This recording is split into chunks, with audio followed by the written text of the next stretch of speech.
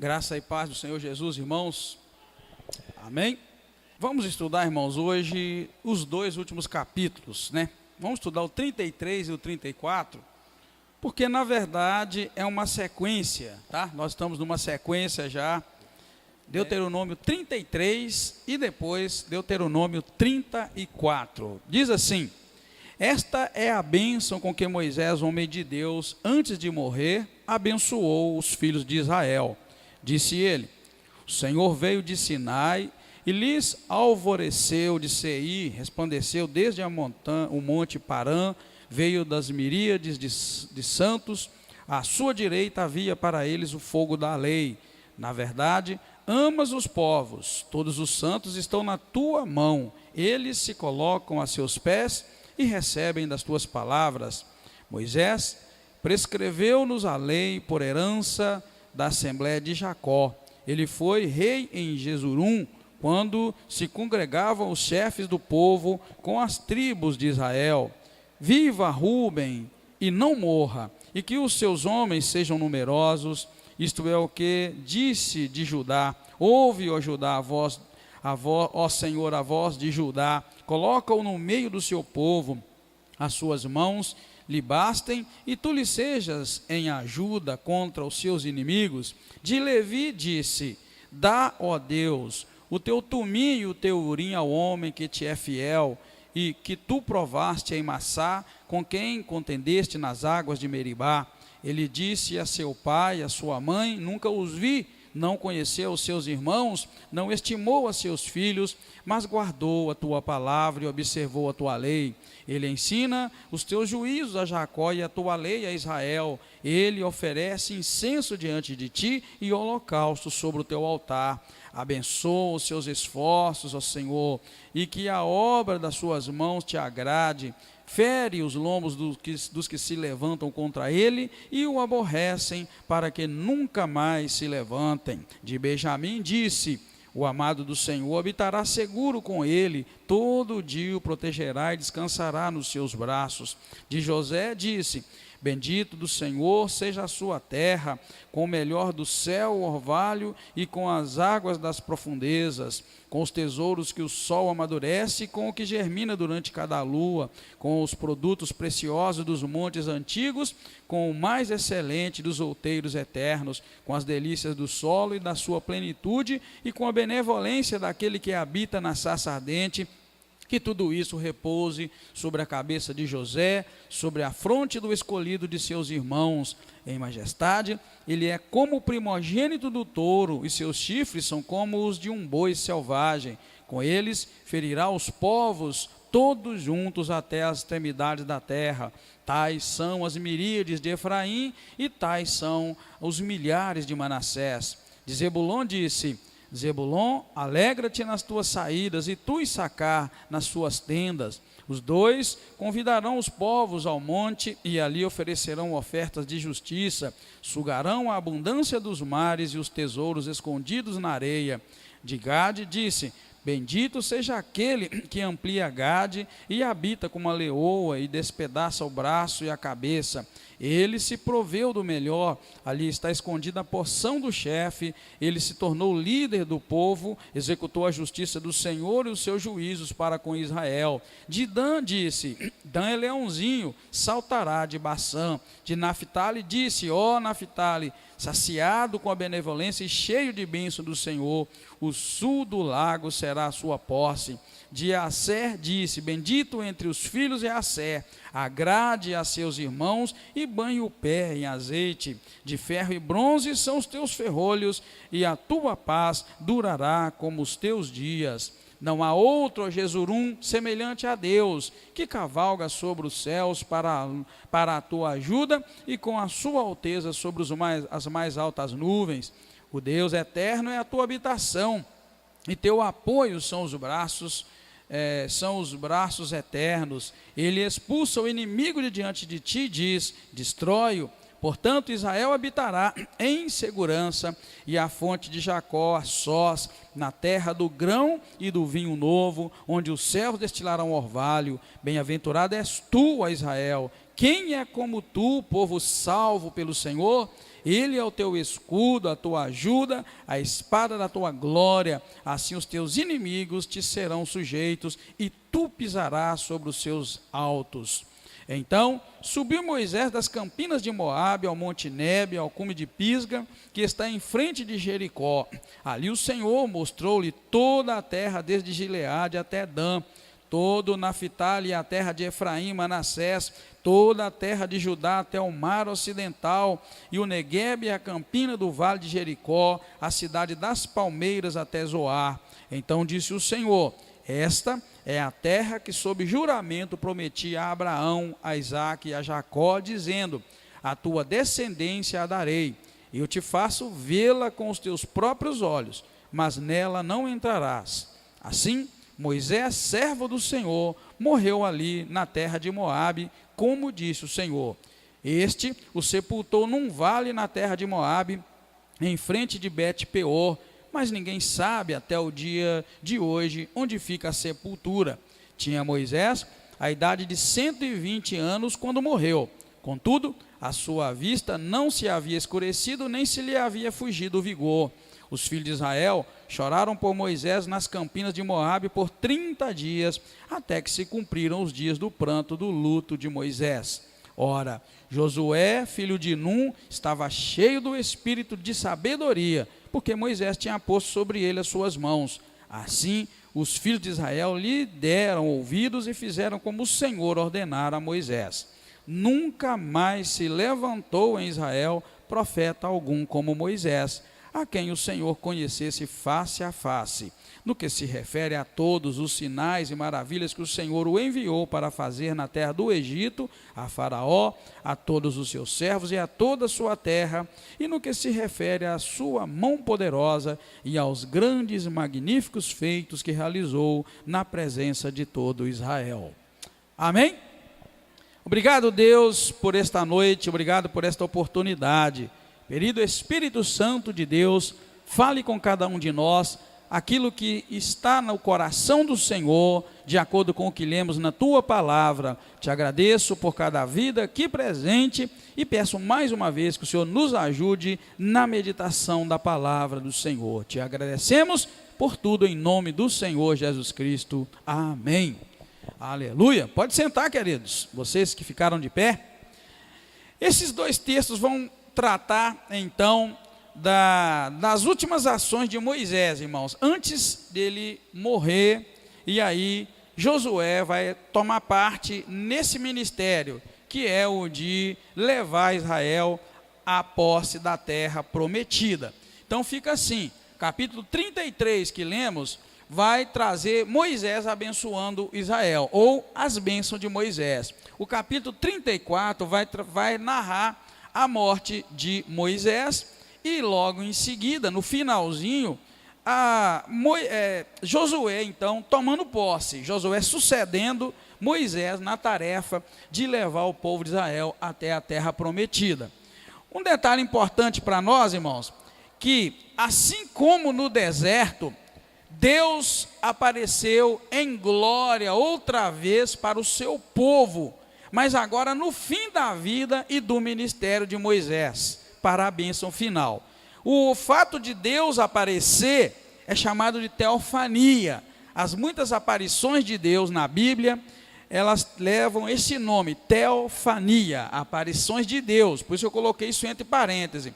Esta será a última vez que Deus, de alguma forma, vai se manifestar, tendo Moisés com vida. Depois disso aqui, ele vai se manifestar na vida de Josué e de muitos outros homens, segundo nós vamos estudando a Bíblia Sagrada. Então presta atenção nisso.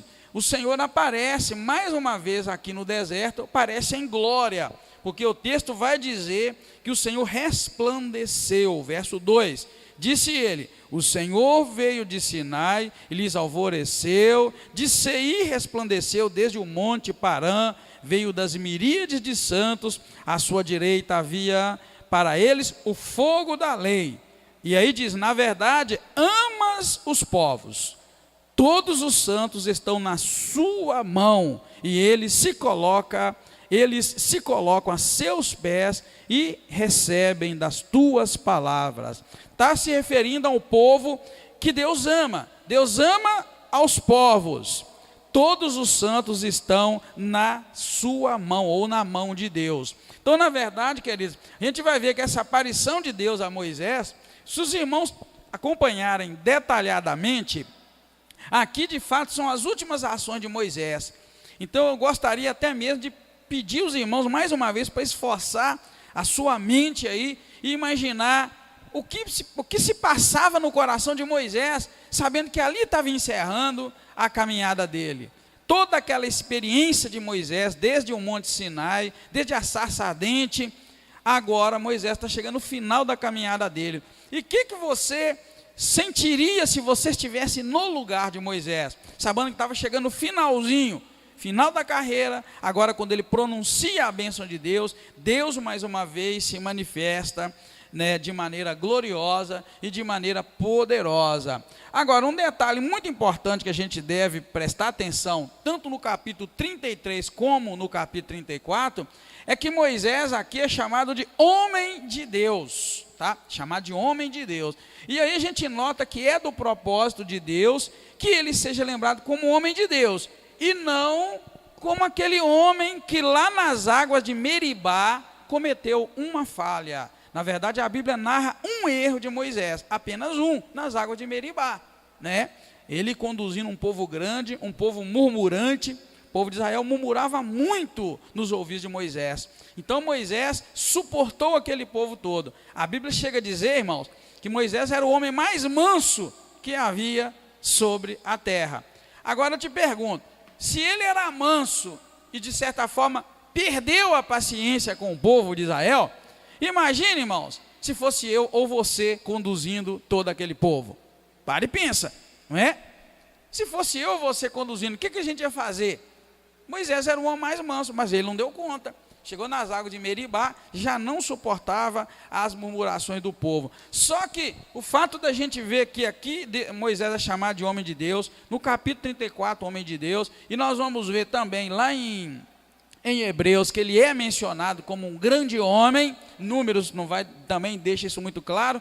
A gente precisa entender que uma falha de um homem, ela não deve ser usada para que a gente venha a lembrar daquele homem como aquela falha. Tem outro homem na Bíblia, por exemplo, que alcançou de Deus ser chamado homem segundo o coração de Deus. Mas ele cometeu uma falha trágica na sua caminhada. E esta falha trágica não deve ser lembrada em detrimento das outras coisas maravilhosas que este homem fez ao longo de sua vida. Quem sabe de que eu estou falando? Quem era o homem que a Bíblia Deus chega a dizer? Davi, tá? Então é Davi. Mas só que a gente costuma pegar aquela falha de Davi, aquele adultério que Davi cometeu, e pega aquilo e traça uma imagem de Davi. Não, na verdade dos homens todos, só se livra Jesus. Os demais, todos cometeram algum erro, alguma falha, para mostrar para nós que perfeito é só o Senhor. Homens são homens, mulheres são mulheres, humanos. Agora o Senhor é diferente. Ele andou nessa terra, em tudo ele foi provado, ele foi tentado, mas sem pecado algum, porque só ele é Deus e não há outro além dele. Então tá, irmãos, vale lembrar esse detalhe, chamar de homem de Deus. Veja bem, esta é a bênção com que Moisés, homem de Deus, antes de morrer, abençoou Israel. Então é muito séria essa questão da gente não esquecer de que Moisés era um homem tremendo, foi um homem tremendo durante toda a sua caminhada. Se os irmãos abrirem lá em Hebreus, por exemplo, Hebreus 3, de 1 a 6, né, nem vamos pegar lá os números, né? Mas olha só o que a Bíblia vai dizer de Moisés. Olha só, Hebreus 3, de 1 a 6. Pelo que santos irmãos, participantes da vocação celestial, fixai a mente em Jesus, o apóstolo e sumo sacerdote da nossa confissão. Ele foi fiel ao que o constituiu, como também ou foi Moisés, está vendo? Está falando que Jesus, sumo sacerdote, ele foi fiel ao que o constituiu, Deus no caso. E aqui está dizendo como também foi Moisés em toda a casa de Deus. Então, não é para lembrar de Moisés das águas de Meribá, é para lembrar que ele foi fiel em toda a casa de Deus. E o versículo 3 vai dizer: Jesus é tido por digno de maior glória do que Moisés, assim como um construtor de uma casa tem honra maior do que a casa que edificou, pois toda a casa é edificada por alguém, mas o que edificou todas as casas é Deus. Moisés, na verdade, foi fiel em toda a casa de Deus como servo para testemunho das coisas que haviam de anunciar. Cristo, porém, como filho, é fiel sobre a sua própria casa. Essa casa somos nós, se tão somente conservarmos firmes a confiança e a glória da esperança até o fim. Então note que o versículo 2 e o 5 vai dizer assim: Moisés, na verdade, foi fiel em toda a casa de Deus como servo para testemunha das coisas que haviam de anunciar. O que quer dizer? Foi fiel em toda a casa de Deus. Então Moisés, sim, deve ser lembrado como homem de Deus, e não pelo erro, né, que a Bíblia relata que ele cometeu na questão das águas de Meribá. Bem, enfim, todo o capítulo 33, a gente pode analisar de várias formas, mas o que eu notei foi que Moisés, quando vai abençoar Israel, ele começa pelos filhos das esposas de Jacó, para depois então ele encerrar abençoando os filhos das concubinas, né? Ele teve das suas esposas Rúben, Judá, Levi, Benjamim, José. Na verdade, foram esses os filhos que Deus deu para Jacó, das suas esposas, e de José, Efraim e Manassés, Zebulon, todos esses são filhos das esposas de Jacó. Gade, Dan, Naphtali e Assé são filhos das concubinas. Então a gente não sabe, na verdade, o porquê, não vamos dizer até que era preferência ou não vamos nem discutir, mas na verdade ele começa a sua bênção pelos filhos das esposas, e depois é que ele vai para os filhos das concubinas, tá? Então vale lembrar isso, que tanto os filhos das esposas, Raquel e Lia, quanto os filhos das concubinas dele, que era Bila e Zilpa, eles todos foram abençoados, eles todos receberam de Deus a herança e a bênção de Abraão, de Isaac e de Jacó. Aí você vai pensar, mas pastor, a esposa legítima deles era Raquel e Lia, e as outras não é legítima. Irmãos, não é que isso para nós é estranho nos dias de hoje, mas naquela época era um costume muito aceito por Deus. Isso não entra na nossa cabeça humana moderna. A gente fala, meu Deus, mas como é que pode? É isso mesmo, hein? Isso, não é? Então, tá, irmãos? Vocês entenderem bem, hoje eu estive dando uma lida boa dentro das tribos de Israel, para pelo menos estar mais seguro, né, naquilo que estou falando. Nosso coração, na verdade, assusta com isso, né? De cara ele teve duas esposas, bigamia, né, vamos dizer assim. Ele teve Lia e Raquel, porque ele trabalhou 7 anos, lembra disso, né, irmãos? Ele queria, na verdade, qual delas? Vamos ver se o irmão lembra. Qual das mulheres que Jacó se agradou e queria casar? Ele queria casar com Raquel, mas aí o sogro dele, Labão, fez uma armação com ele e deu para ele Lia, né? Ele pegou, quando ele foi ver Lia, a Bíblia diz que quando ele olhou no outro dia, né, ele foi ver, viu que não era a esposa. Bem, sem entrar em detalhes, foi assim que aconteceu. Ele trabalhou mais 7 anos pela esposa que ele desejava, e isso foi comumente aceito, né? Deus aceitou isso normalmente, e não só isso, como Deus aceitou também Raquel arranjar para ele e Lia, né, arranjar para ele as concubinas, para ele também ter filhos delas. É um caso muito complicado para nós humanos hoje, no século 21, com a perspectiva cristã de santidade que a gente tem, né? A nossa perspectiva de santidade jamais vai aceitar isso, mas isso foi muito bem aceito, né, por Deus, e digamos que foi assim que Deus permitiu que acontecesse. Agora, eu tenho uma interpretação disso, pessoal, não li em livro nenhum, não estudei com ninguém, mas quem estudou a Bíblia aqui, estuda, sabe que Jacó era um tremendo trapaceiro, não era? A armação em cima da outra, desde menino novo, a Bíblia diz que quando ele ia nascer, já nasceu agarrado no calcanhar do irmãozinho, lembra? Então, o que eu quero dizer para vocês? Que o camarada foi trapaceiro desde quando saiu do ventre, trapaceou com o irmão dele, foi trapaceando e arrumando um punhado de encrenca.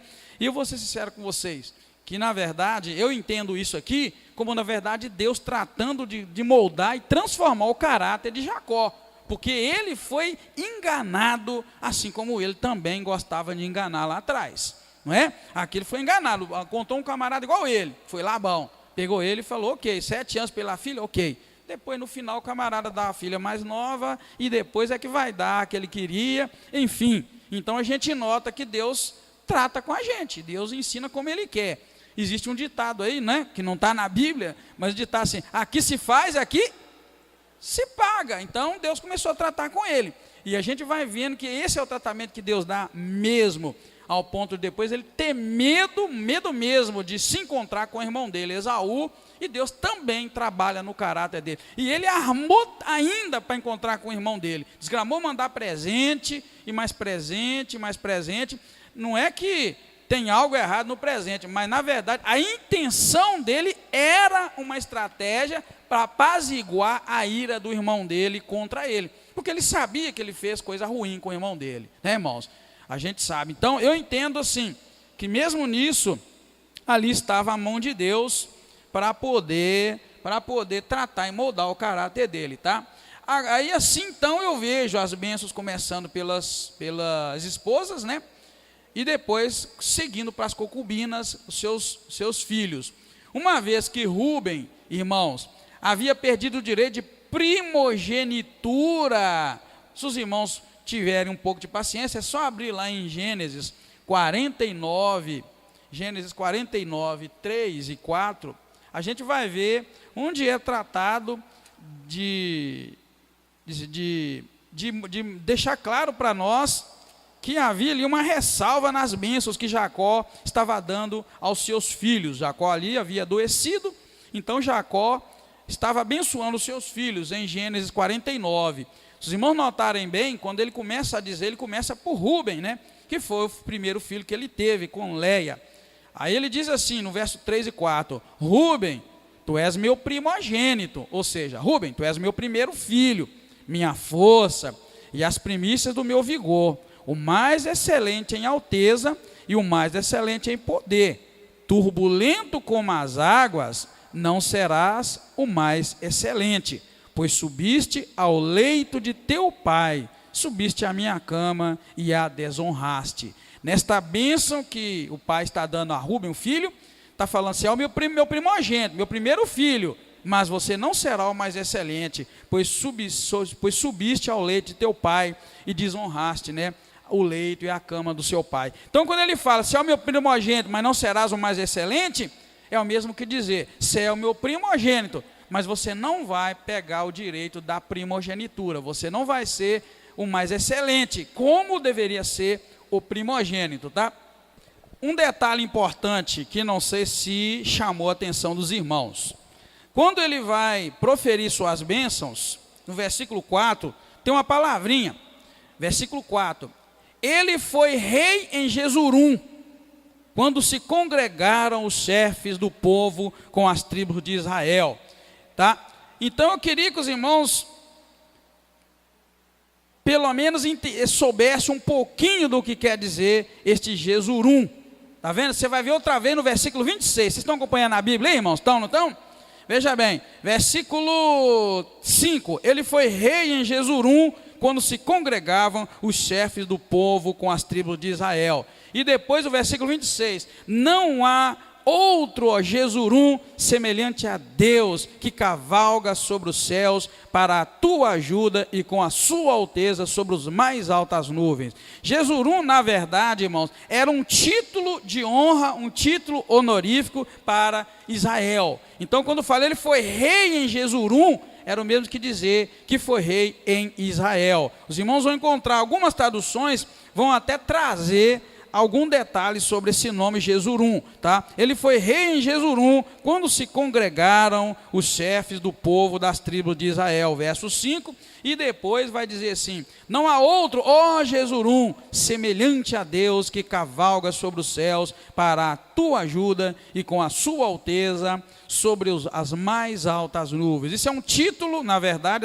essa palavra Jesurum, que os irmãos vão procurar e não vão encontrar outro significado para essa palavra. É um título, então, de honra dado a Israel, né? Dado a Israel, tá? Então, notando isso, que como Rúben perdeu o direito de primogenitura, nós vamos encontrar que Moisés, irmãos, trata de interceder para que essa tribo viva e sobreviva. Nós vimos lá em Gênesis 49, que Jacó, quando foi abençoado, disse: olha, Rúben, você é meu primogênito, mas você não será o mais excelente dos filhos, ou seja, não terá a bênção e a graça de ser primogênito. E aí, quando você vai olhar a bênção que Moisés vai dar agora, no finalzinho da sua vida, começa a bênção que ele dá a Rúben, verso 6, ele diz assim: viva Rúben e não morra.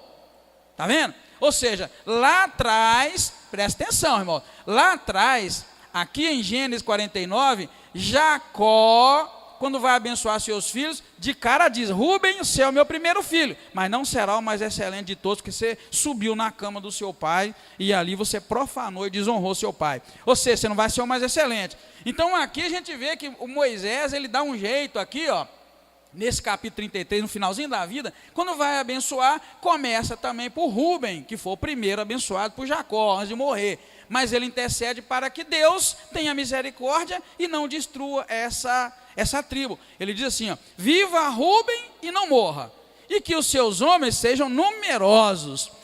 Agora, irmãos, eu quero só que vocês pensem numa coisa, me ajudem. Moisés, por 2 vezes ao longo de 40 anos, entrou numa briga feia entre Deus e Israel. Por 2 vezes Deus quis destruir Israel, e Moisés entrou na briga. Pastor Marcinho chegou até a dizer aqui nos nossos estudos, que Moisés se preocupou demais com o povo e pouco com eles. Lembra que o senhor falou isso um dia? E que talvez seja por isso que naquele dia das águas de Meribá ele estressou. E eu concordo com o pastor Moacir, a Bíblia não diz claramente, mas ele mostra. E aqui é outro atrevimento dele. Depois você lê em casa devagarinho, Gênesis 49, antes de morrer, Jacó, né, vai abençoar seus filhos e vai falar para Rúben: Rúben, você não vai ter a bênção de primogenitura não, porque você me envergonhou. Isso, não ter a bênção de primogenitura, inclui muitas coisas. E aqui Moisés compra uma briga espiritual, porque ele vem e já começa falando no versículo 6: viva Rúben e não morra, e os seus homens sejam numerosos. Não é que ele está contradizendo Jacó, não, é que ele está comprando outra briga. Porque quando Deus quis destruir Israel, ele entrou no meio e falou: Senhor, não faz isso não. Se o Senhor disse para matar o povo aqui no deserto, os povos daí da terra vão dizer que o Senhor não teve força para levar o povo até lá, e matou no meio do caminho. E Moisés entrou no meio e falou: não, Deus, não faz isso não. Ele chegou no momento, Moisés chegou num atrevimento tão grande, comprando briga nessa briga entre Deus e Israel, que ele chegou a dizer: ou então risca o meu livro, o senhor mantém esse povo vivo, ou então risca o meu nome do livro que o senhor tem escrito. Pastor e tanto, hein? Não é? Isso é que é pastor. Intimidade com Deus e coragem de assumir o papel. O meu papel é qual? O Senhor me deu esse povo para cuidar, então eu vou cuidar. Agora não mata o povo não. Então, querido, é isso. Eu vou guardar sempre essa palavra que o pastor Marcinho falou um dia aqui, que cai muito bem. E aqui eu vejo outro atrevimento. Jacó vai e fala: ó, você não vai ter a graça, né, da primogenitura, apesar que é o primeiro filho. E aqui Moisés já começa dizendo: viva, a bênção dele é: viva Rúben e não morra, e que os seus homens sejam numerosos. Olha bem, querido, agora eu queria que você entendesse que é assim que Deus gosta. Deus gosta de homem e de mulher que quando vê a coisa caminhando para a desgraça, caminhando para a derrota, ele se põe entre Deus e a pessoa e a nação e começa a interceder. Não, Deus, tenha misericórdia, levanta essa nação. Enquanto todos amaldiçoam, Deus gosta de ver pelo menos um ou outro que levanta, se põe na brecha e começa a interceder e a orar. Amém, querido? Então eu quero deixar esse registro para os irmãos, tá? Ele trata de interceder para que o menino lá, que ia perder o direito de primogenitura, sobrevivesse e não morresse, tá bom? Bem, agora então nós vamos passar para o capítulo 34, porque o capítulo inteiro de 33 se resume a essas bênçãos, que eu dividi mais ou menos aqui, as bênçãos para os filhos das esposas, e depois, a partir do versículo 20, a bênção para os filhos das concubinas, que é Gade, Dan, Naftali e Assé. Na verdade, essas bênçãos, irmãos, estão muito bem próximas das bênçãos que foram proferidas por Jacó antes dele morrer, tá? Um detalhe é que aqui existe a inclusão de Efraim e Manassés junto com José, porque ele profere as bênçãos para José, no versículo 13, tá, irmãos? E depois no versículo 17, inclui os nomes de Efraim e de Manassés. Lembrando que essas são as bênçãos de Moisés, e não as bênçãos de Jacó, mas sim as bênçãos de Moisés. Um detalhe importante para os irmãos lembrarem, é que na verdade, Jacó teve 13 filhos, essa é a verdade, tá, irmão? Teve 13 filhos, 12 filhos homens e uma filha mulher chamada Diná, tá bom? Então os irmãos não podem esquecer disso de forma alguma, nesse detalhe é importante. A morte de Moisés, era necessário que Moisés morresse, tá?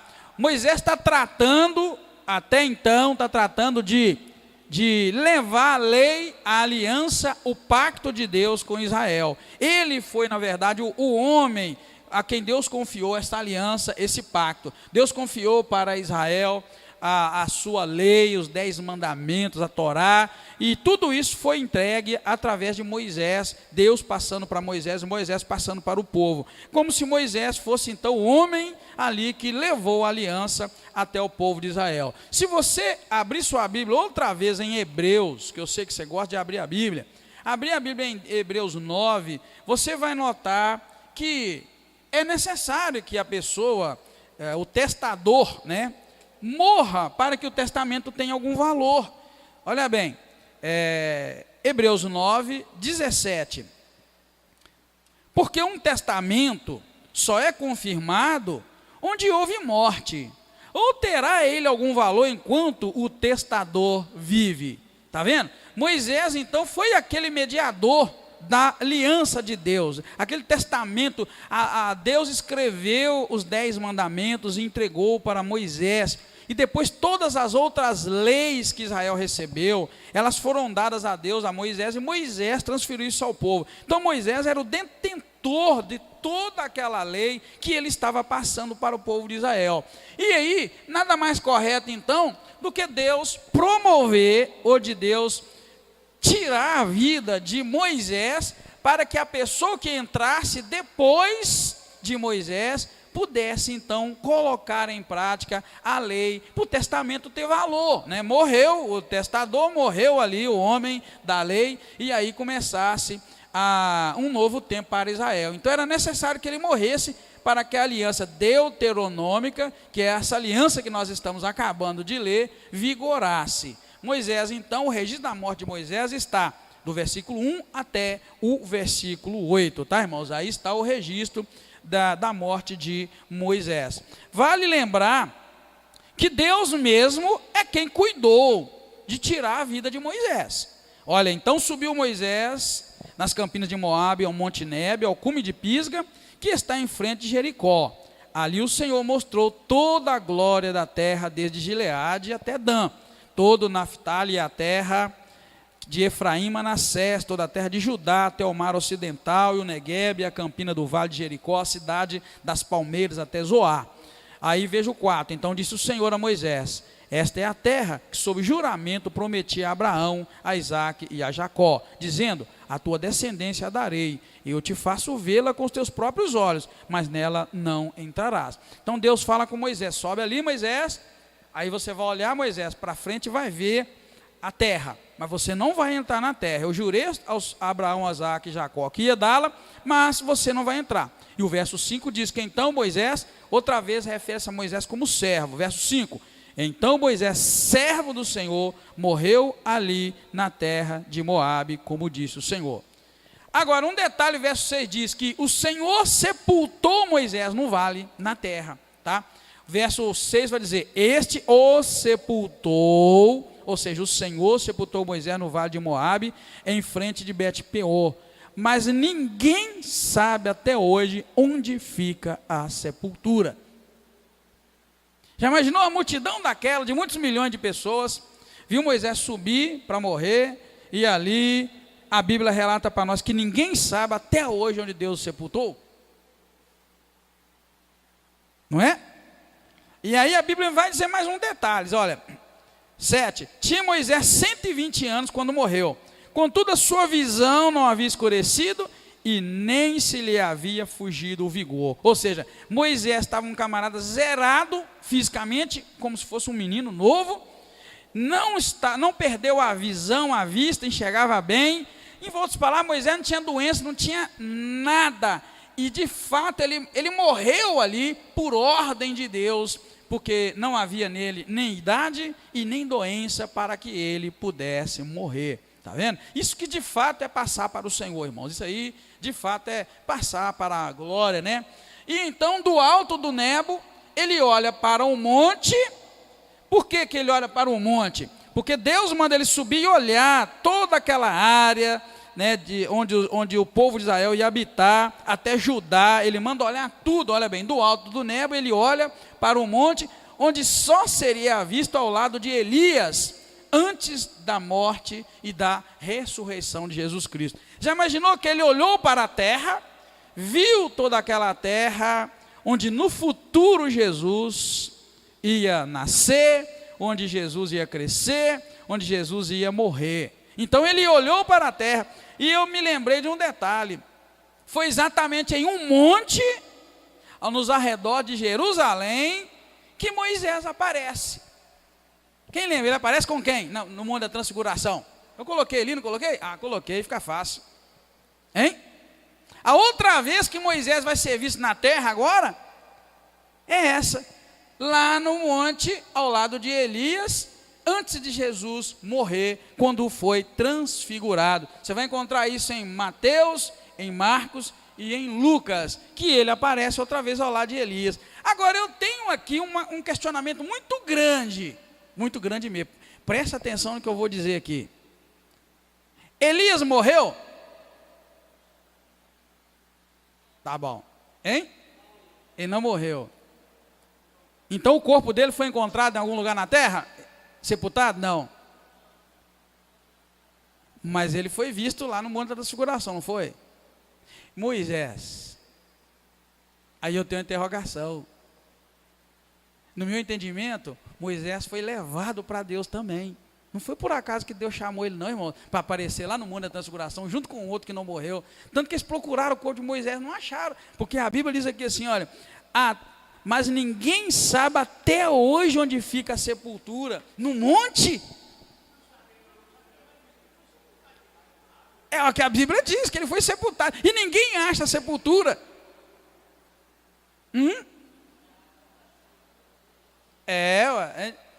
Entendeu, irmão? Você tem que sempre ficar se ligado, ó. O camarada era tremendo, né, aos olhos de Deus. Então fica essa interrogação no seu coração. Por que ele apareceu lá? Por que não apareceu Enoque? Só estou perguntando, tá? Deus é soberano, ele escolhe quem ele quiser, escolheu Moisés. Mas fica essa interrogação bonita, para que a gente pense nela, tá? Mas aqui eu quero que você entenda então, que quando o Senhor mandou ele subir e olhar a terra que Israel ia tomar posse, na verdade ele viu, certamente ele viu, muito de longe, mas ele viu, não sei se ele sabia que ele ia aparecer lá ao lado de Elias, na presença de Jesus, a quem ele tinha certeza que ele, Moisés, era só uma figura. Você sabe que Moisés é uma figura de Jesus, o Salvador, o Redentor, né? Moisés aqui está entregando uma aliança, um testamento, que é os mandamentos de Deus. Jesus lá é o detentor de uma nova aliança, tá vendo? Moisés entrega a velha aliança para Israel, é ele quem está, por isso que eu escrevi no slide lá, que tinha necessidade que ele morresse, assim como também tinha necessidade que Cristo morresse, porque ele era o detentor da nova aliança, e o que você encontra no monte, quando Jesus, então presta atenção, isso é novo, se você guardar isso aqui, você tem material para você dar aula na sua classe escola dominical. O que na verdade aconteceu no Monte da Transfiguração foi o encontro vivo da velha aliança e da nova aliança. Moisés é o homem da velha aliança. Foi ele quem Deus deu a velha aliança para Israel, que conduziu, que guiou Israel até que Jesus viesse. E o que Deus faz na verdade é marcar um encontro tremendo no Monte da Transfiguração, ao colocar Moisés, o homem da velha aliança, junto com Jesus, o homem da nova aliança. Talvez você nunca tenha pensado nisso, mas foi o que aconteceu. E Elias estava lá, o profeta de...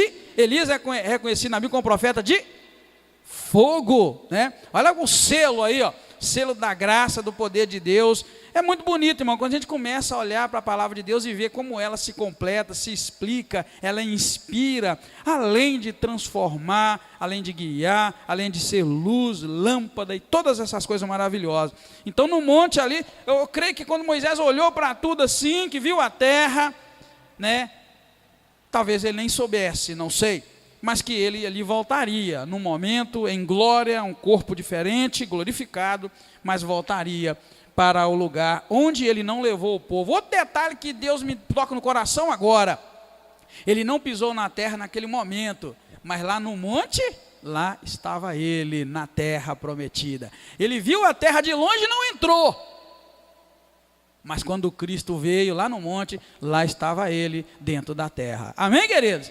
Que coisa linda, hein? Maravilhosa, hein? O que Deus não tem para nós, hein? Se a gente também receber de Deus essa graça do novo homem, novo corpo, nova vida, para poder pisar na terra celestial, né? É verdade? Moisés aqui estava morrendo antes de entrar numa terra física.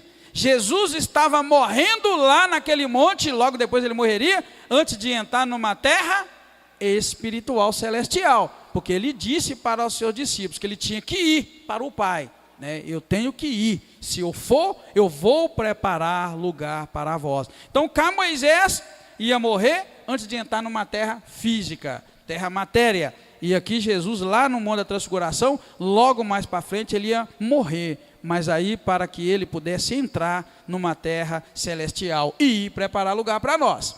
Por fim, irmãos, então, a partir do versículo 9 até o 12, nós vamos ver então a sucessão, ou seja, Josué assumindo, né, o posto no lugar de Moisés. Diz a palavra assim: ora, Josué, filho de Nun, estava cheio do espírito de sabedoria, porque Moisés tinha posto sobre ele as suas mãos. Assim os filhos de Israel lhe deram ouvidos e fizeram como o Senhor lhe ordenara. Está vendo? Aí a gente vai ver o relato de que Israel obedeceu Josué em tudo, porque na verdade ele estava cheio do espírito de sabedoria que Moisés havia colocado as mãos sobre ele. Depois nós vamos ver que Deus cuida de deixar como imagem de Moisés a de que ele foi único em Israel com quem Deus falava face a face.